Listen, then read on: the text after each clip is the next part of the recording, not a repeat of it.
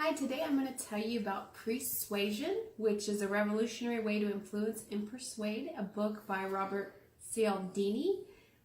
This book is a follow-up to a previous book called Influence. First of all, when we talk about this book, we need to know what persuasion actually means because it's kind of an unusual term. Usually we call it persuasion.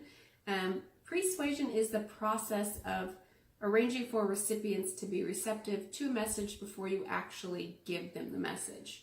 So it's kind of setting yourself up for the sale. So in his book, he talks about the optimization of persuasion, and he talks about the 6 main roads to change.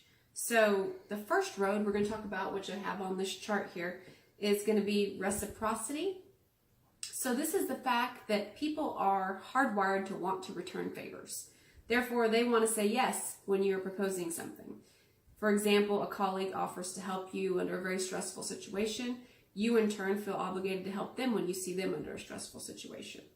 Also, many companies will give out samples, like at the chocolate store, you'll see a little sample for chocolate. You'll receive that chocolate and you'll look around and you'll feel obligated to purchase something because they gave you something.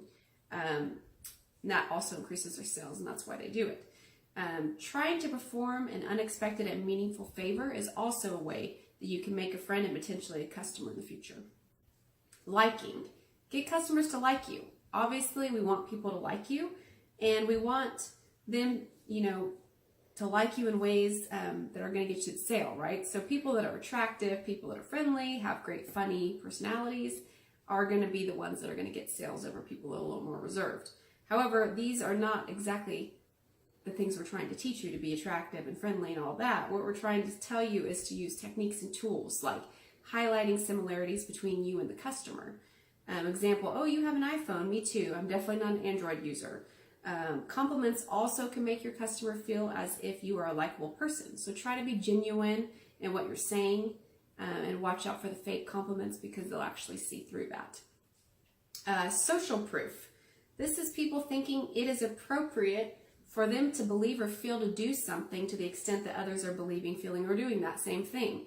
So for this, the person gets validity when they see an increased frequency of action, and therefore they think it's morally correct. Like you keep seeing people doing it, it must be okay. Also, feasibility is important because if they see others doing it, they realize it's something they can do, it's possible, and it's achievable. Authority, obviously what you're selling must be right to be persuasive, so you have to have strong evidence and sound reasoning.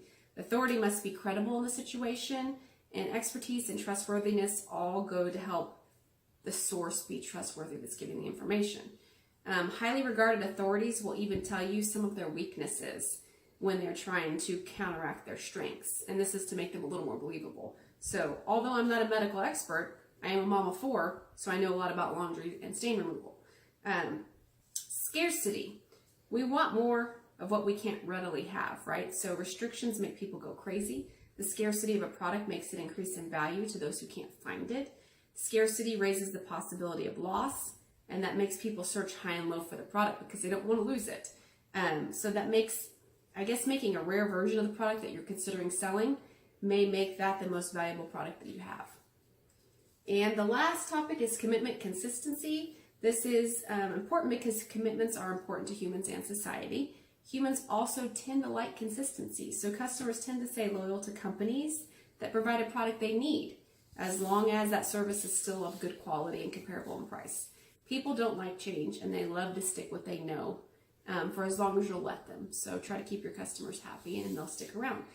So Presuasion, a revolutionary way to influence and persuade by Robert Cialdini, is a great follow-up book to his Influence book, and it gives a lot of insight into ways to persuade the person prior to them even encountering your sales pitch. So think about it, use it, and hopefully you'll be successful in the businesses that you perform.